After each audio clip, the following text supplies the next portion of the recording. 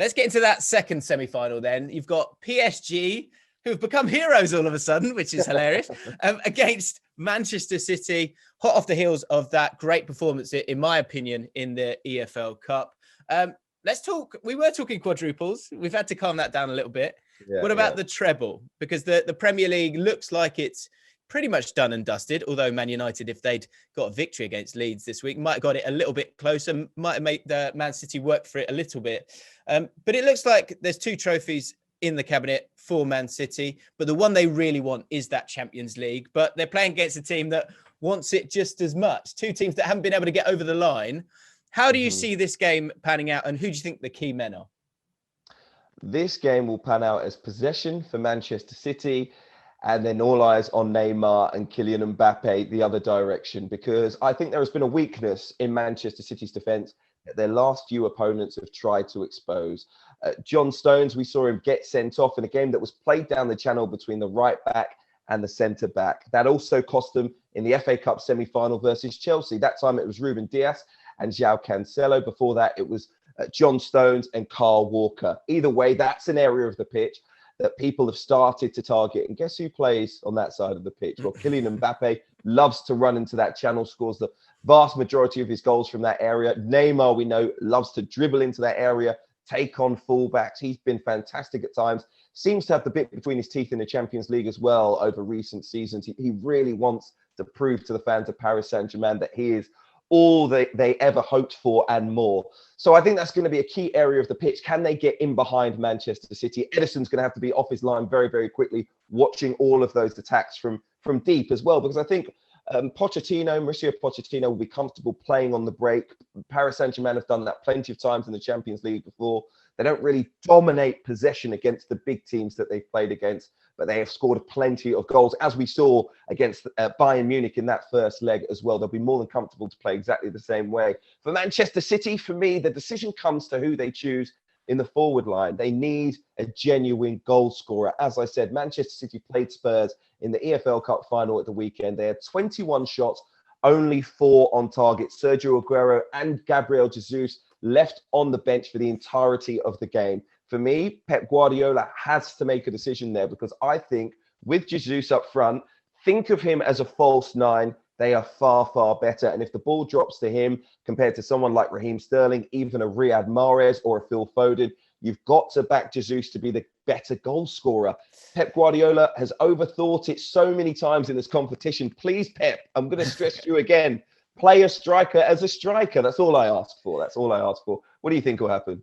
I don't know. I've got to disagree with you a little bit on the striker front. And the reason I say that is just because I think Guardiola's got to a point where he understands how the opposition are going to play against him. And when we look at PSG, as dominant as they are in Ligue 1, in the Champions League against the likes of Barcelona and Bayern Munich, of course, they've got through both those rounds, but the performances in both of them have been rearguard performances. They have dropped quite deep. And so against Man City, who we know are about controlling the game, controlling possession, I think the same thing's going to happen. And I think almost in that sort of second quarter of the PSG half, that's the area where Man City operate a lot of the time. And it's the rotation between the likes of Foden, Sterling, Mahrez, De Bruyne, Gundogan, with that one holding midfielder in that area that I think can often dislodge the opposition, whilst also having those great runners. I haven't even mentioned Bernardo Silva yet. So I feel like Pep's learned. I think he knows not to overthink anymore. I think he's just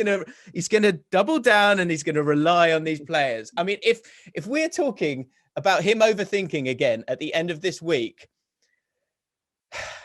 Pep, it's just like, it goes beyond. It's almost like you're too talented at this point if he goes and does it again. You've got a great squad there. You've got so much great rotation in the movement of those players, so much fluidity that I agree with you. It gets to a point where you're like, why is there not a striker on the pitch? Like, why isn't that happening? But you've got so many hybrid players there.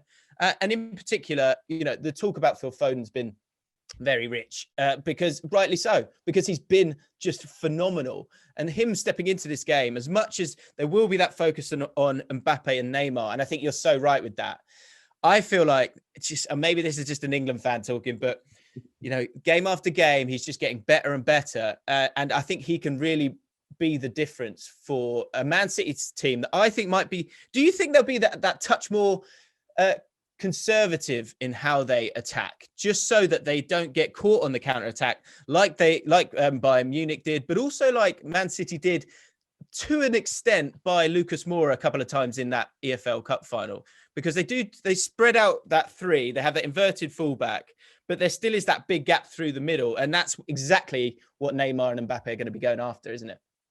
I wouldn't be surprised if both Fernandinho and Rodri play in holding midfield. As I say, you've got to play the long game here. There's two legs to get through. You're away from home. You're in Paris. Again, you've overthought it previously. There will be a touch, just a touch from Pep Guardiola of safety, but I still think he'll believe he can go to Paris and win as long as he keeps, in particular, Kylian Mbappe quiet.